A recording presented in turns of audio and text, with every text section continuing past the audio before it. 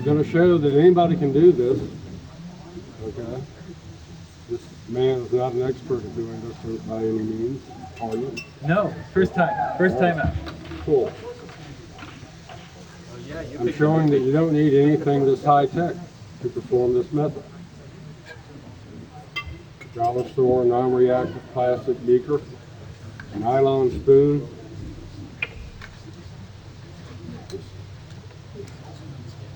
This is the minimum pH meter that I recommend. Show it on the camera.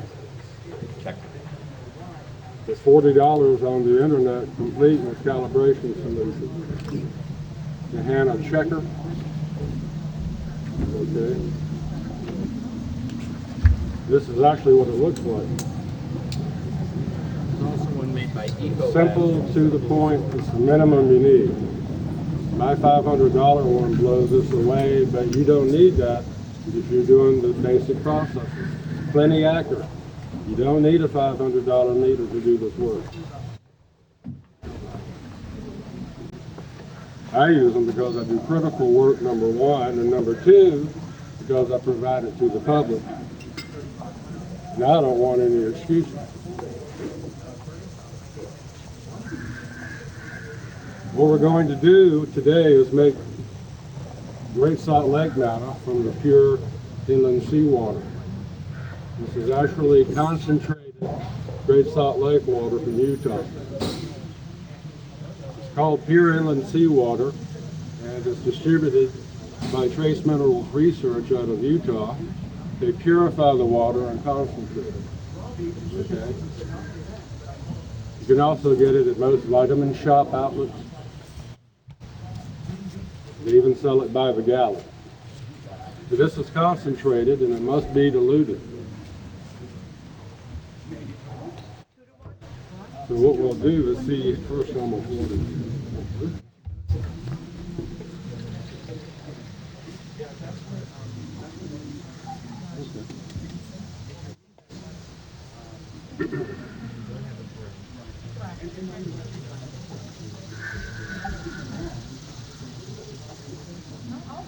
It looks oily.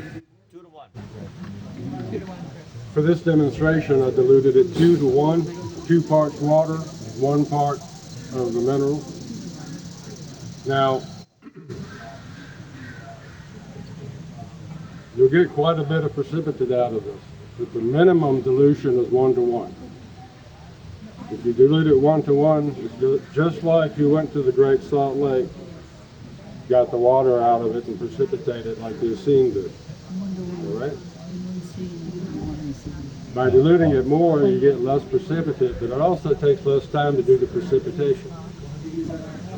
And by the time he's done, his arm's going to be falling off from stirring. Because the technique is actually in the wrist. If you don't get the technique in your wrist happening, you're going to wear your elbow and your shoulder out. So and it takes a little practice to get there. So, put that in there.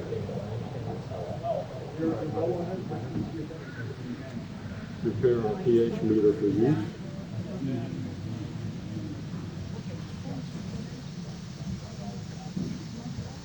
You see, I have this high-tech pH meter holder. Now, this is critical to the work. Where do you Little Elmer's glue, that and you're ready to go. You can put them at different heights, and they actually work very well for holding your pH meter in place.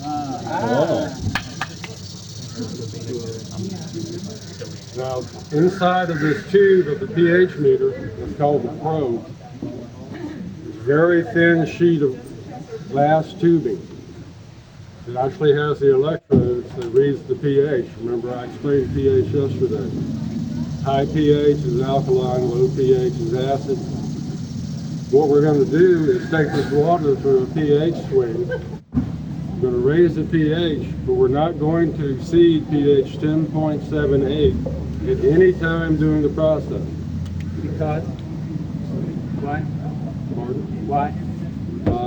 Because we don't want any Gilchrist precipitate heavy metals coming into the solution, into our mouth.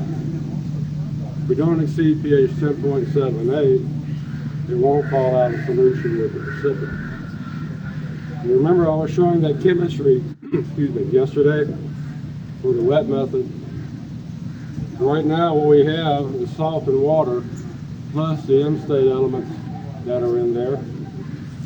Plus there's some calcium and magnesium in there naturally in the water. The precipitate's going to form up as the hydroxide of that. So we're going to be getting M-state gold hydroxide, M-state platinum hydroxide, M-state copper hydroxide.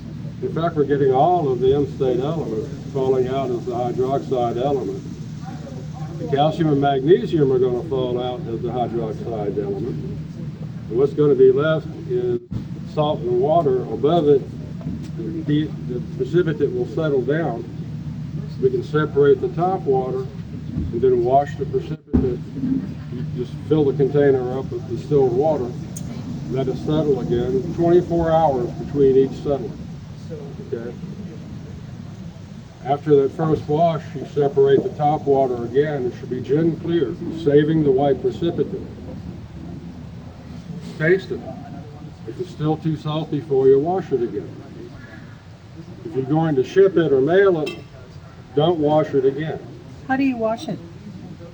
How do you wash it? After we do the precipitation, we get up to 10.7 pH. We stop and we let the precipitate settle down for 24 hours. We decant the top water. You ladle it out or just carefully pour it off. Then fill it up with distilled water. That's the wash. Let it settle again, another 24 hours. Then decant or pour off the clear top water again. That's a complete wash step. Okay? And then you taste it. So you keep it in the same salty. container. You don't have to. And once you've done with once you've done with your pH swing, you don't want to stir it or disturb it anymore. You want it to settle out. Can you use pH strips, or do you really have to get a meter? A pH strips or a meter? Do you have to get a meter? The alchemists of antiquity had ways of reading pH, and it was a predecessor to the litmus paper that we use now. Litmus paper is nowhere near as accurate, but you can use it. Okay? But for $40, you never have to buy litmus paper again, and this is at least 100 times more accurate than litmus paper. Why bother? Spend $40, you're way ahead. And distilled water to wash it versus spring water, or? You use distilled water. I use only steam distilled water. Okay. It's very efficient at drawing the salt out because it's mostly void of anything else except the water and whatever is always. I know what it is. It's in my ancient notes. It is an actual energy that keeps the liquid a liquid. All right, there's a tensor energy there. That's what actually causes the difference in the weight of the water. Where was it?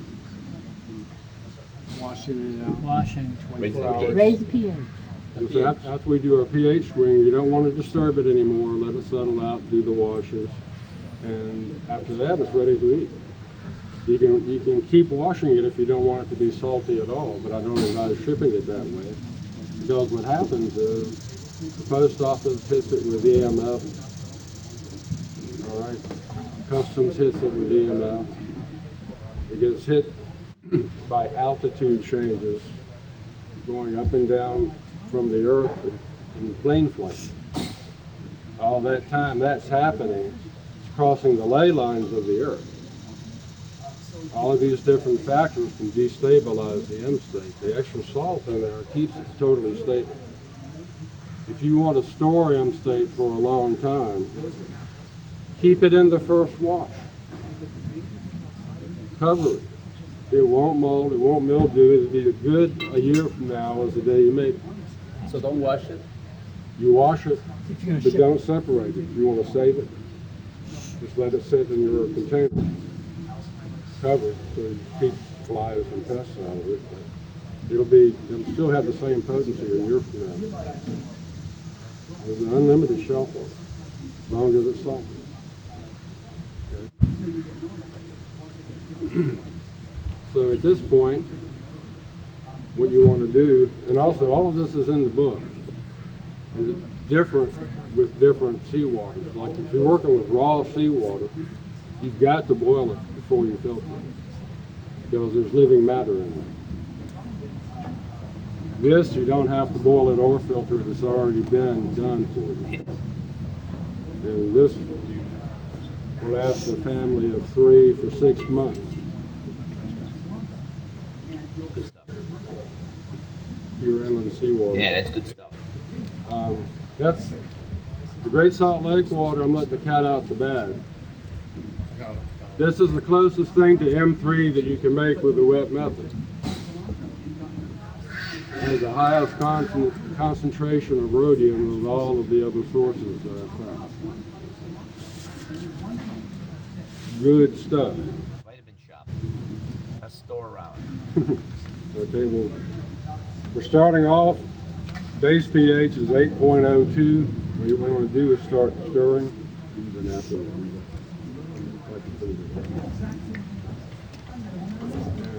stir as quickly as you can without hitting the glass teeth, because they're very fragile. And start adding your sodium hydroxide solution.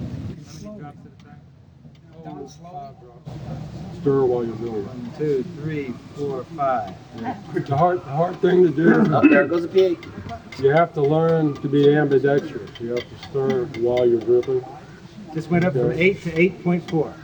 And the easy way to do it, I'll show you how I do it, how I did it to begin with. You see how I'm holding this? In the palm of my hand upside down. And I'll do this number.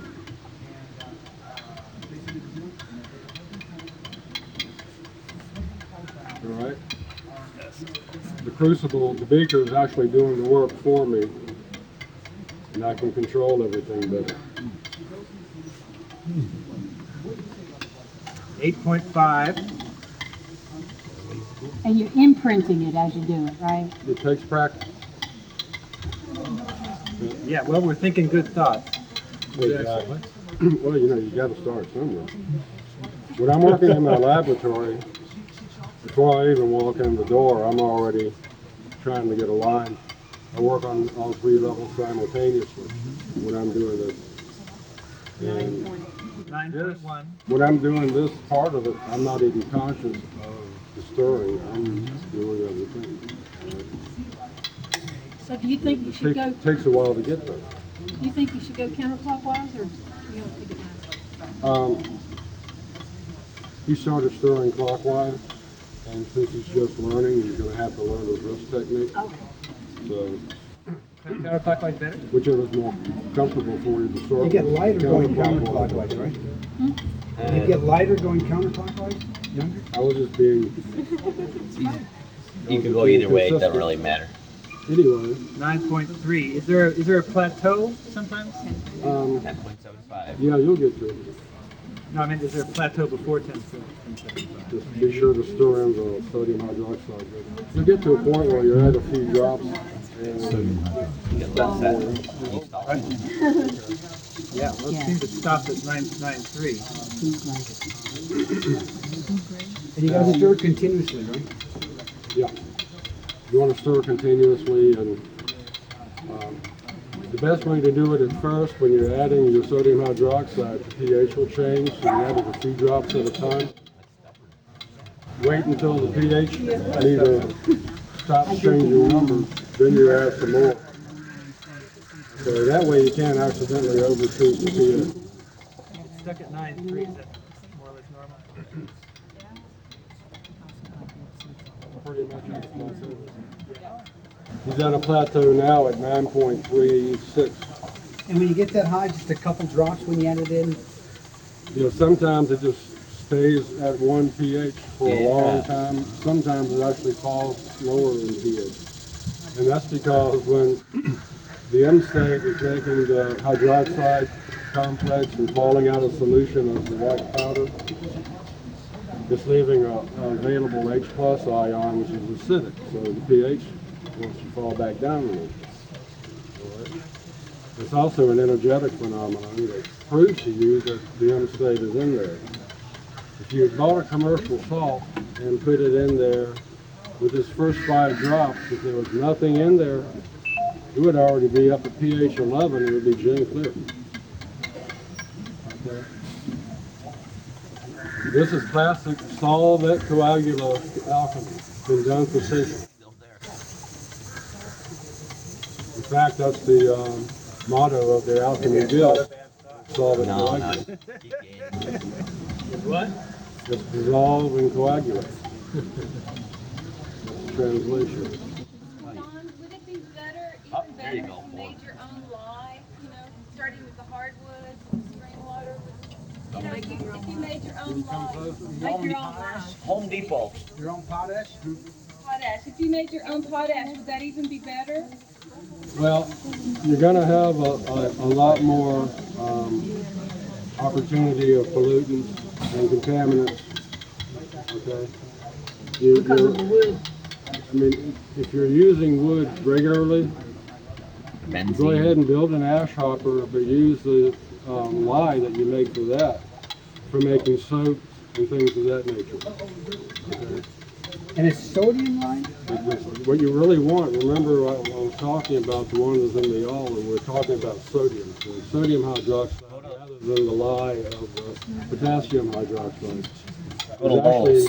Cheap but Lowe's. that's the right thing. Cheap. Dirt cheap. Big bottle. You just buy that. It's part of the alchemical symbiosis. Is it Lowe's.com? I didn't get to finish my presentation yesterday. Home Depot Lowe's. What I'm going to do Lowe's. is make it available on the video that's coming out. For life. But in a Is it the nutshell, Lowe's brand or is it some other brand? remember I was I showing don't you know. the seawater It's a big bottle. chemistry over Can't miss and it. over again? Don't buy it. Don't buy it.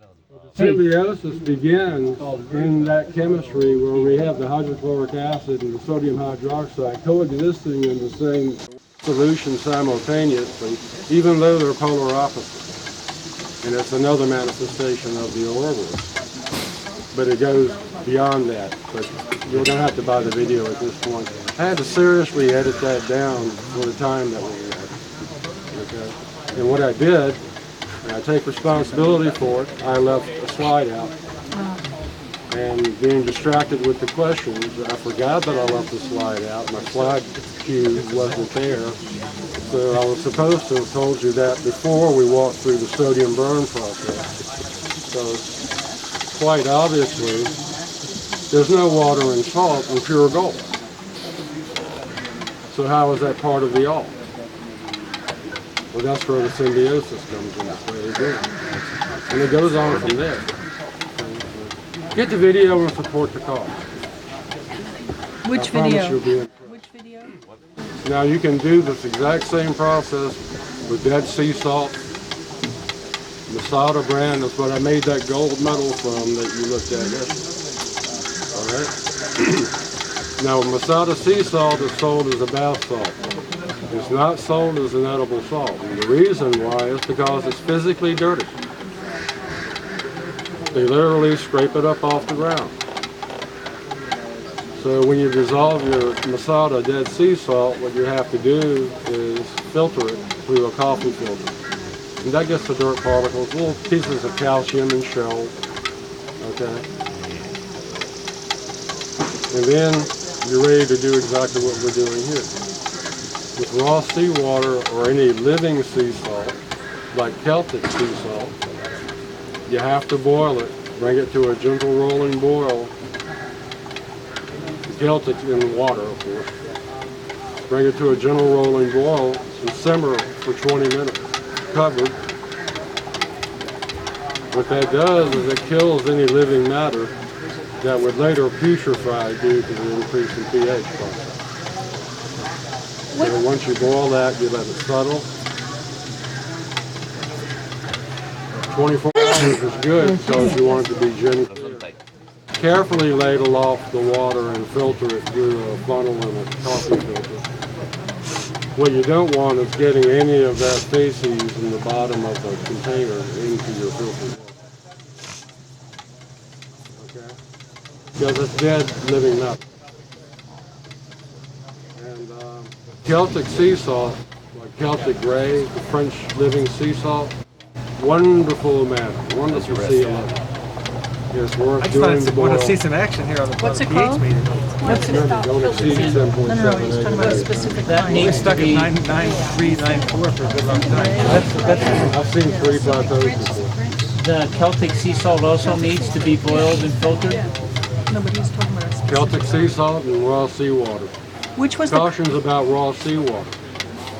Do not ever gather seawater at a marina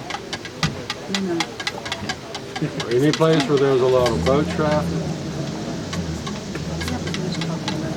And if you go offshore, stay out of the shipping lanes. I guarantee you that water that's used by boats a lot is polluted with lead and mercury. Metal, okay? The best thing to do about seawater is to get drinking water approved hose. Tie a weight onto the bottom of it. Put a screen over the bottom of it. It needs to be, depending upon how deep the deepest local clean water is, it needs to be half that depth and go up to a pump.